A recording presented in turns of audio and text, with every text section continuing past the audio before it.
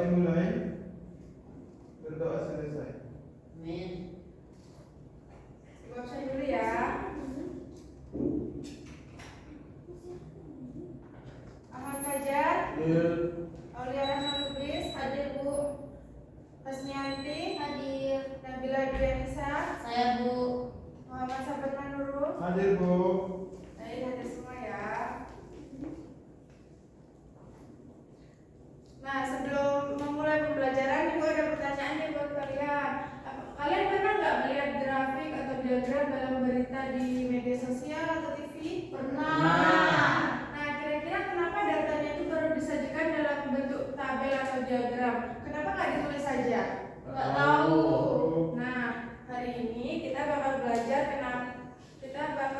kenapa dia harus ditulis dalam bentuk tabel.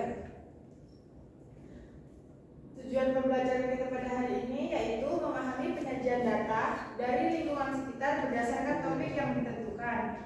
Juga memahami penyajian data dalam bentuk tabel, diagram batang, diagram garis, dan juga diagram lingkaran. Selanjutnya kita juga memahami informasi dari berbagai bentuk penyajian data. Nah, pada pelajaran kita hari ini sudah jelas yaitu penyajian data. Nah, sebelumnya Ibu akan kasih tahu dulu, penyajian data adalah cara menampilkan atau menyusun data agar lebih mudah dibaca, dipahami, dan dianalisis. Cara menyusun data supaya informasi di dalamnya lebih jelas dan mudah dipahami. Ada juga macam-macam bentuk penyajian data, yaitu biasanya disajikan dalam bentuk tabel, diagram batang, diagram garis, dan juga diagram lingkaran. Selanjutnya ini adalah contoh ini adalah contoh penyajian data dalam bentuk tabel. Di sini dia itu misalkan kita punya data berat badan orang. Ada yang 45 sampai 49 kilo itu dia ada 3 orang, 50 sampai 54 itu ada 6 orang dan seterusnya. Selanjutnya yaitu ada diagram batang. Diagram batang ini menyajikan data dalam bentuk batang-batang, ya, dalam bentuk batang-batang persegi atau persegi panjang. Diagram batang itu bisa dibuat secara tegak atau mendatar. Nah, ini adalah contoh diagram batang yang bentuknya dibuat secara tegak. Nah, sebagai contoh, banyak siswa yang mendapat nilai lebih dari 6. Sebagai contoh yaitu banyaknya siswa yang mendapat nilai lebih dari 6. Kita lihat dari diagram batang ini, nilai yang lebih dari 6 itu bisa nilai 7 dan 9. Nah, kita lihat di sini ada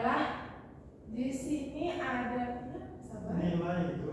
Oh, di sini adalah nilai dan di sini ada siswa yang mendapatkan nilai tersebut. Kita lihat di sini nilai 4 yang mendapatkan hanya 1 siswa. Bukan gitu, itu kan ditanyanya nilai yang lebih dari 7 sama 9 langsung deh.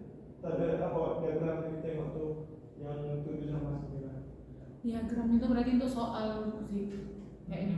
Langsung di situ. Ya, ini kan soal banyak data, banyak siswa yang mendapat nilai. Kan ditanyanya itu di atas 6, di atas 6 kan 7 sama 9. Nah, di sini kita lihat dari tabel ini banyaknya siswa yang mendapat nilai lebih dari 6. Nilai lebih dari 6 itu ada 7, 8, dan 9.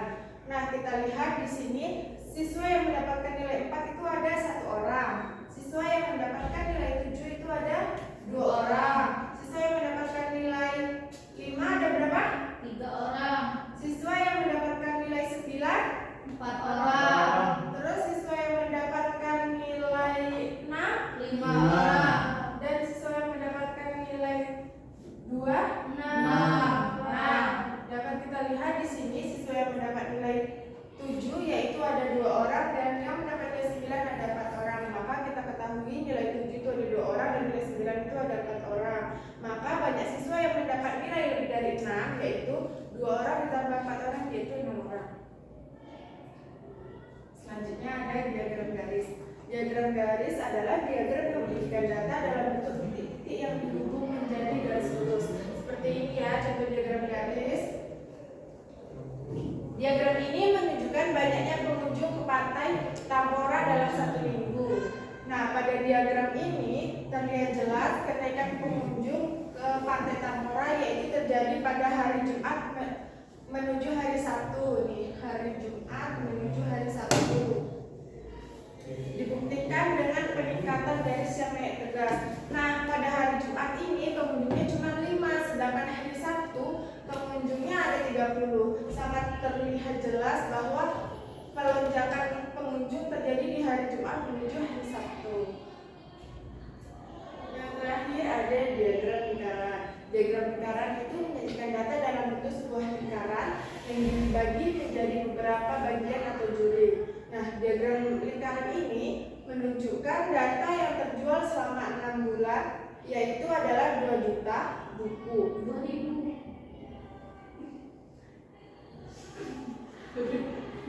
Diagram lingkaran ini menunjukkan data penjualan buku dari Januari sampai Juni. Nah, jika total buku yang terjual selama 6 bulan adalah 2000 buku, berapa jumlah buku yang terjual pada bulan Mei? Kita lihat kan di sini Januari dia 6%, Februari 14%, Maret 16%, April 20%, Mei 23%, dan Juni 20%. Nah, kita bahas caranya, yaitu kita ketahui penjualannya ya pada 6 bulan itu ada 2000 buku. Buku yang terjual di bulan Mei itu ada 23%. Nah, jadi kita lihat 23 per 100 dibagi banyaknya jumlah total, yaitu 2000 buku. Jadi hasilnya adalah 460. Jadi banyak buku yang terjual di bulan Mei itu adalah 460 buku. Gak ada itu ya? Apa? Langsung buat cek. Nah, ngerti kan semuanya? Ngerti, Bu. Nah, sudah paham anak-anak? Sudah, Bu. Baik, itu ada soal ya. Dikerjakan secara berkelompok. Ini Nabila, Aulia, dan Muhammad Sabar. Ini untuk Asmian dan Fajar. Kerjakan secara kelompok ya. Mampu. Menyanyi. DKI. Jadi.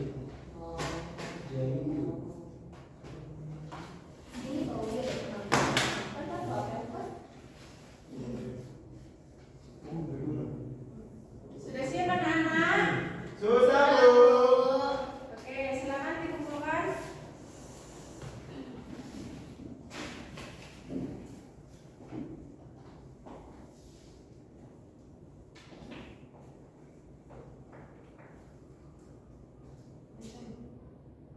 Aku ada motor. Baiklah, sebelum kita tutup pada pembelajaran pada hari ini, ada yang bisa menyimpulkan? Saya, Bu. Ya silakan Aulia. Jadi tadi kita belajar penyajian data, di mana penyajian data itu adalah cara menampilkan atau menyusun data agar lebih mudah dibaca.